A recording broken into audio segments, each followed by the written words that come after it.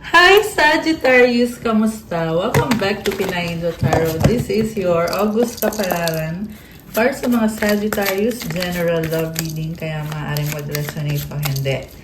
Pero pag nag-resonate, comment nyo para alam ko. Kamusta kayo guys? Comment present para alam kong nanonood kayo. Tingnan natin ang energies connected sa'yo. Wow! Oh, ano to? Oh my gosh. Anong nangyayari? Okay. So, tingnan natin dito. From the Romance and Love Oracle. Together, find joy in the simple pleasures of just being together. So, there is so much attraction between you and itong taong kadil mo. Unseen, love can be blind, ensure you're not overlooking red flags. Okay, duda ka sa kanya eh. Parang may mali. Parang may iba itong taong to. Surprise, romantic surprises are on the horizon. Be open to them. Siguro nga nakakagulat sa'yo yung mga natuklasan mo. Settling, avoid settling for less than you deserve in love. Tinitiis mo. Bakit ganon? Celebrate today. Celebrate the love you share with those who matter most. Merong nagtitiis kahit hindi masaya sa taong kadil mo. Abundance, open your heart to receive the abundant love the universe has to offer. The reason kung bakit ka nagtitiis is kasi nabigyan ka ng magandang buhay nitong taong to. Kaya hindi mo siya basta-bastang mabitawan. Hideaway, make time to be with your person, create your own special hideaway. So, I can see na there's so much chemistry. Yung nga lang, mukhang merong umiinom dito guys. So baka yung person mo ay mahilig uminom or baka addiction na yan. Kasi may problem sa taong to na tinitiis mo eh. Haba ng pasensya mo. Okay? So, pwede din yan some sort of bad habit na kahit hindi ka masaya sa ginagawa nitong taong to, pero tinotolerate mo, which is mali din naman yon. Kasi feeling na tuloy tama yung ginagawa niya. Kasi hinahayaan mo siyang gawin kung ano yung ginagawa niya na mali. Okay? So, that's a strong message actually. Kung kanino man to nagre-resonate, comment kayo dyan. Kasi napaka maunawain mo. Masyado kang mabait. Okay? Kahit mali na, pero tinotolerate mo. Kaya itong taong kadil mo ay hindi nagbabago. Okay. So, we have 6 of Wands, Ace of Wands, the Universe, the Empress, 3 of Swords, 3 of Cups, and the overall energy na 7 of Cups. Meron kang kadil na taong maraming options. So, siya mismo hindi niya alam kung ano ba ang gusto niya mangyari sa buhay niya or ano ba yung plano niya sa buhay. Kasi sa dami ng options niya, hindi siya makapag-isip ng diretso, ng straight. Oh, may nakita din ako guys na yung iba sa inyo yung kadil nyo ay bisexual, hindi mo lang alam. Okay, although very specific, hindi yun sa lahat. Meron ng isa dito na, isa or ilan dito na nasagap natin na ganun yung energy. And then, itong taong kadil mo, masyadong gusto niya lahat sa kanya mapunta. Kaya tuloy, ayan, walang napapalang mabuti sa sitwasyon niya or sa buhay niya. So, tingnan natin, ano bang nangyayari dito? 6 of Wands, okay. Ace of Wands. Alam mo, nung nakilala mo tong taong to, naging masaya ka naman eh. And ginusto mo to. Binago niya yung buhay mo with the universe. Nagkaanak kayo. Ayan. Andito kasi yung the Empress eh. So, although, hindi naman sa lahat magre-resonate ito, guys. Okay? So, kung walang anak, pwede din tong energy na very abundant, na feeling mo ay pwede mo i-enjoy yung life mo pagkasama mo tong taong to. Yung iba sa inyo ay nagta-travel with this universe card. Parang ibang-iba yung mundo mo dahil sa taong to. Para kang nasilaw sa kung anong kayamanan meron siya. So, siguro nga, yun yung tingin mo sa taong to dati. Pero natauhan ka, niliwanagan ka with this Three of Swords na hindi pala perfect itong taong to. Three of Cups. Pero kailangan mong makisama kasi andyan ka na. So, nagtitiis ka, Sag. Sabi dito, masaya ka sa kinalalagyan mo. Pero, yung taong kadil mo ay talagang hinahabaan mo na lang yung pasensya mo. Okay? Yung iba sa inyo nagkaroon ng merong physical dito, guys eh. So, siguro, sinaktan ka nito physically. Meron din dito na nagkaroon ng third party.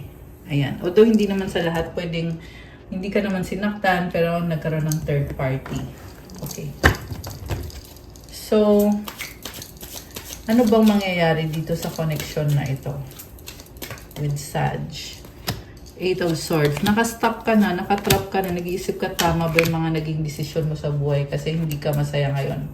Pero ang dami mong kino-consider. Gusto mo nang umalis. Okay.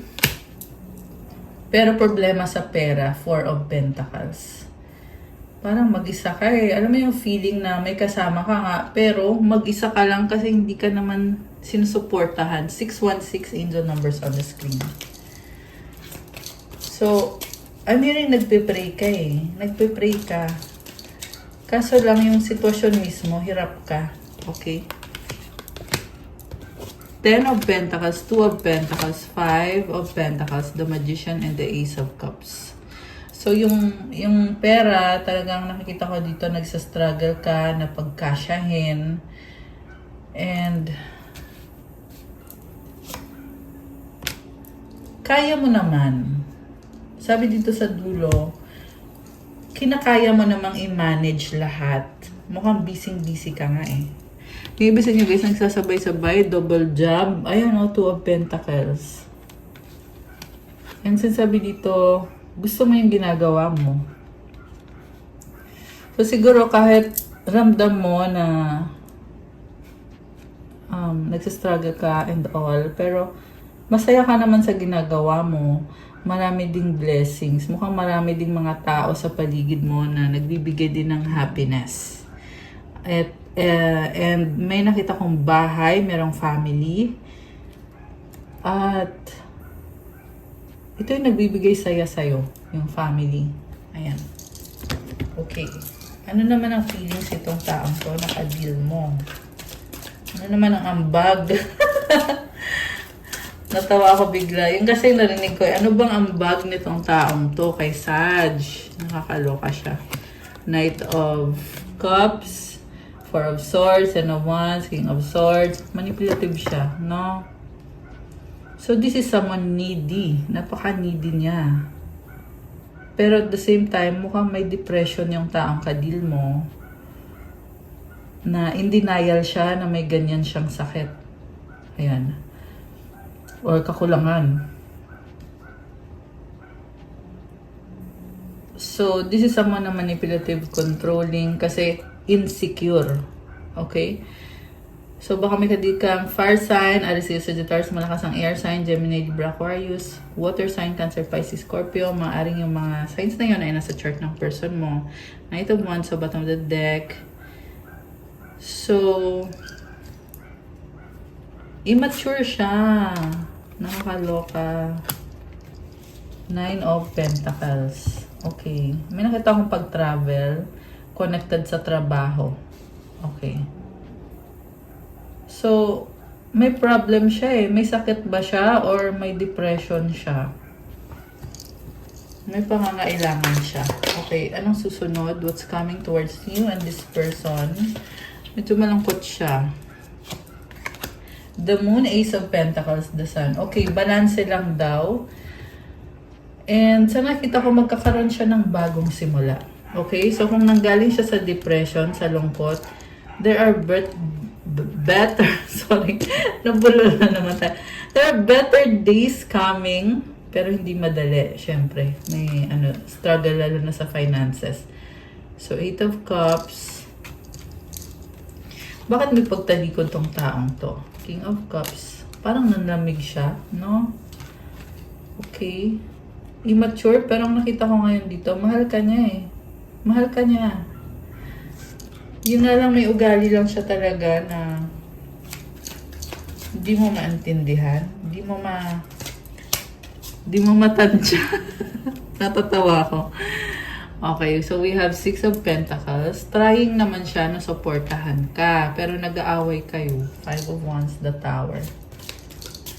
Okay. Anong pag-aaway to? Mukhang connected sa pera or sa pagkakautang. Knight of Pentacles. Nababagalan siya eh. Nababagot siya. King of Wands. Page of Swords, 9 of Wands. Okay. Alam mo tong taong kadil mo, Sag, ano siya, mainitin ng ulo, tsaka, yun nga, merong, nakikita kong nagka-clash kayo. Okay, merong, siguro paminsan-minsan nag-aaway kayo. Ano bang kahihinatnan nitong connection na to? Tingnan natin. The Fool, Judgment. Oh my gosh. King of Pentacles. Para siyang ano, madrama siya masyado. Parang feeling kawawa. Victim. Feeling victim, yun. So, nagpe-feeling victim siya. Nakakaloka. Oh my gosh. Okay, so, ito yung kind of situation na sa nakita ko wala kang magagawa.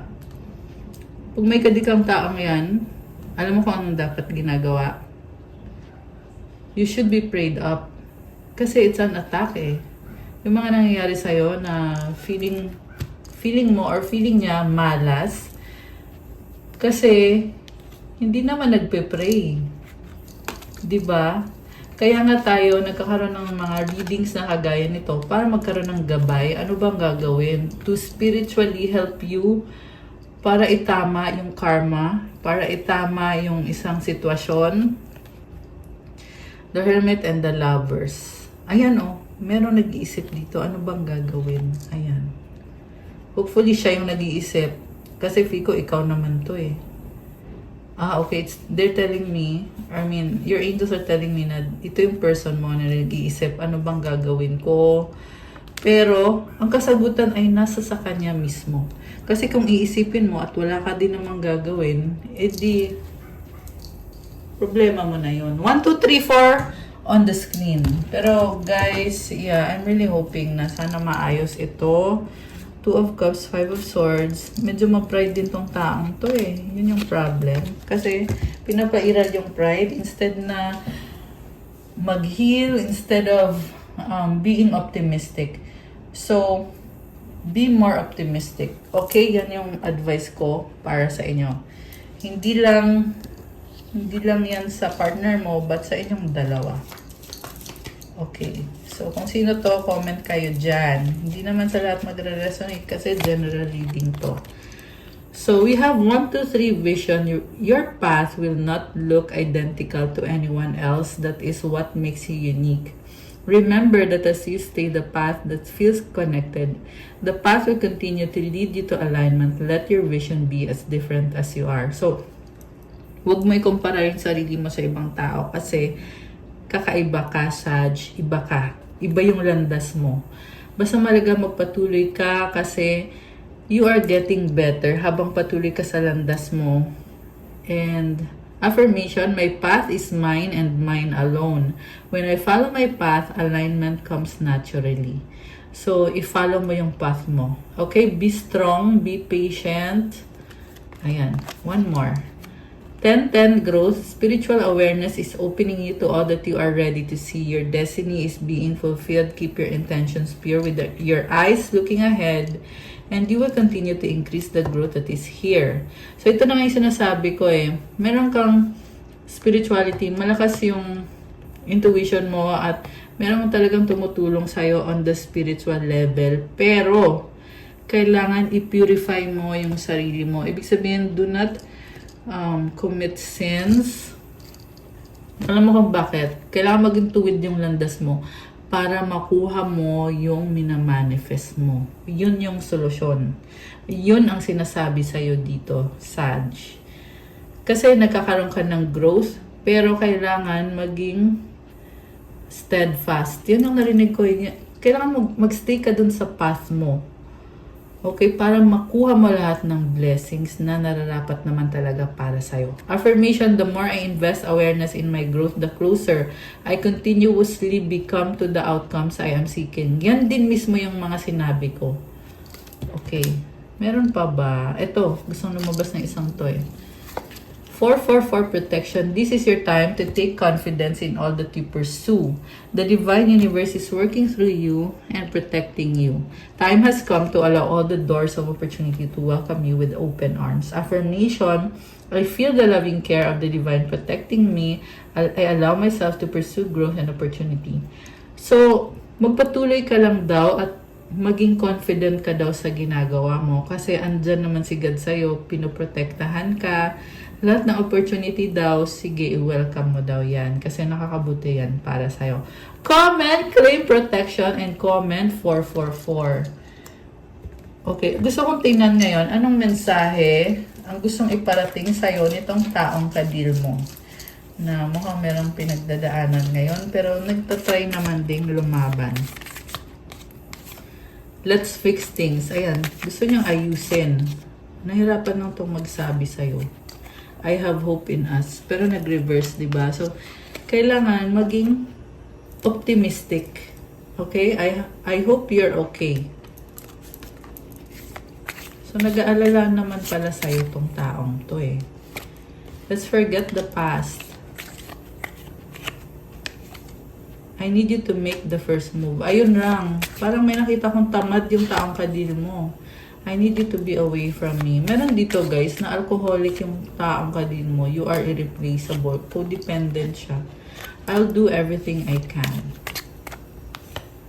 I have something to tell you. I cry at night.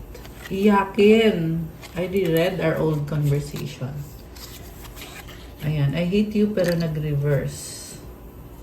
I appreciate you pero nag-reverse. So, it's a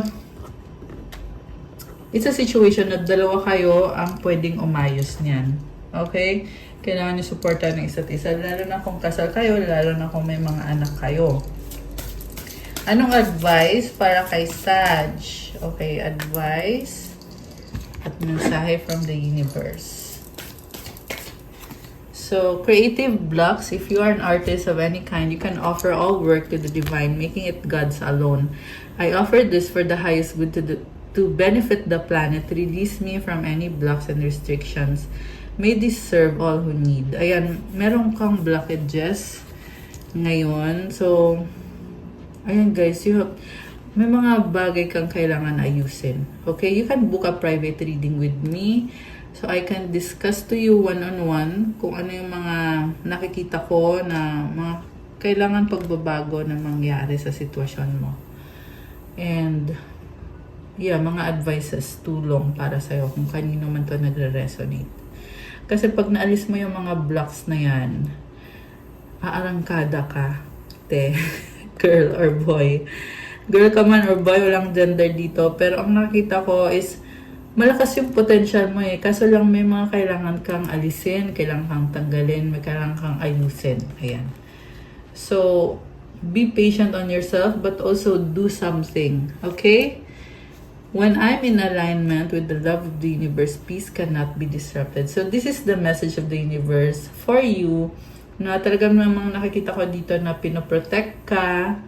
So, always stay connected to the universe.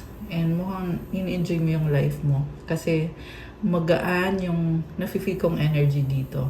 Ayan, congrats. Okay guys, that's all for our August Kapalaran para sa mga Sag. Thank you for watching. Please like, comment, subscribe, hit the notification bell. Kung kailangan nyo ng gabay, pwede kayong magpa-private reading. Message nyo ako sa Viber or sa WhatsApp. Nasa description box po yung contact details. Thank you, Sagittarius. I love you guys. Have a good day, good night. Stay safe and see you again soon. Bye!